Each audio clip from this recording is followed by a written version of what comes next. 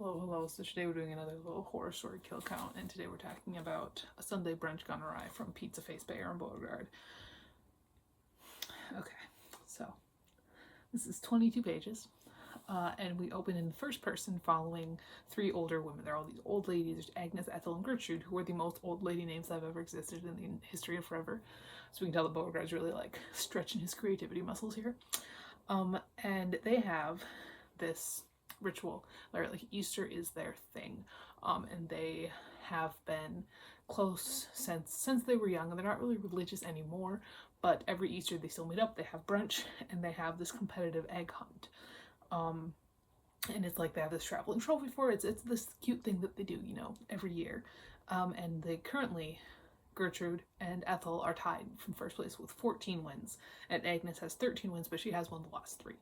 So we do learn also that Agnes and Gertrude are widows, and I am going to count Gertrude's husband Thomas because we do learn a little bit about him, and we learn how he died. He died of his sickness, but before he died of his sickness, he did build this elaborate hedge maze of the rules for the egg hunt. So they each pick an area. There's either the house, the hedge maze, or the wine cellar.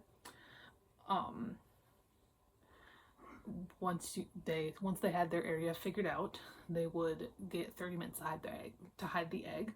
Once each of them had selected their spot, they would meet back at the gazebo, and then draw straws to decide which area you would hunt in, and then you get to pick based on which straw you draw. Obviously, you can't pick your own area because that would be cheating. The first person to find the egg and return back wins.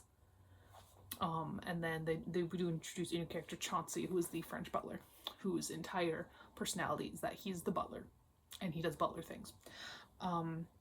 We do hear trucks in the distance, and I'm sure that this has no meaning, and nothing will come of the trucks in the distance. Before the egg hunt starts, we learn that we do run into Gertrude's boxer, Wallace, who has murdered and nested baby bunnies. But they're weird and deformed, but I'm sure this has nothing to do with anything.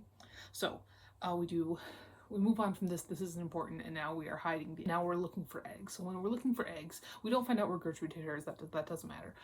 So Gertrude is going to be looking in the wine cellar, Ethel in the garden, and Agnes in the mansion. The garden does also include the hedge maze. So Gertrude is searching the cellar, and then Wallace kind of jump scares her. Something's wrong with Wallace. We can't really tell what, but we can tell that something's a little bit off with him. And then Gertrude finds the egg in a taxidermy deer head and heads back up to the gazebo. So she goes back to the gazebo, and Chauncey is nowhere to be seen, but she does hear this kind of groan, and when she goes to check it out, she does find Ethel in the hedge maze, dead, with a giant rabbit eating her face. So there's number two. Chauncey does show up and guts the giant rabbit with a shovel, and Gertrude just books it out of there. So then she goes into the house, because Chauncey tells her, go into the house, get a gun, this is freaky, like, we gotta get this done. And she does find Agnes killed by Wallace, the dog. And the way that Agnes is killed is definitely the grossest kill in the entire book. And it's always so weird, like, reading something like this, how this feels so juvenile, and yet it's so gross. But just the way that it's written just feels like a 16-year-old edgelord wrote it. So Agnes she's killed by the dog, and she's been her feet are gone. They're gone.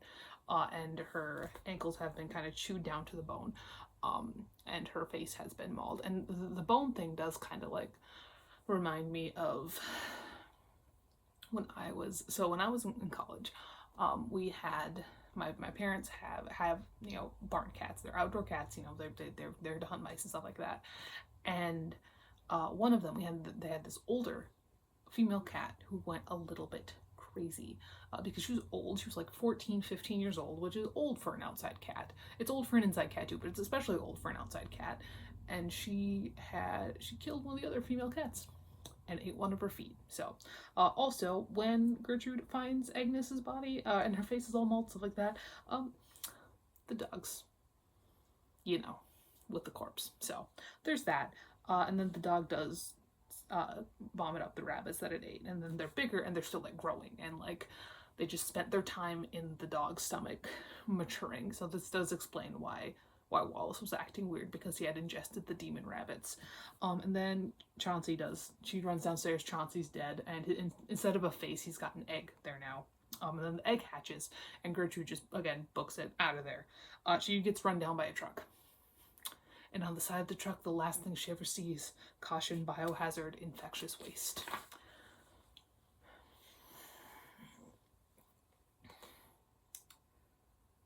It was so dumb. It's so dumb. All right, so there were five people died total, counting Thomas. And so that's 22 pages, kill on average every 4.4 pages. The best one was definitely, I think, was Ethel. You could make an argument for Agnes with the shock factor. But I do think that the first kind of look at these bunny things was kind of interesting. Also because at that point we don't know if Chauncey's a good guy or a bad guy. Really, he could be the one doing all this, but we have that whole thing. Also, Agnes, not Agnes's, oh god, thank god, not Agnes's. Ethel's death does come with a picture, which is not too bad. Oh, that's the bird, the dog one. Where are you?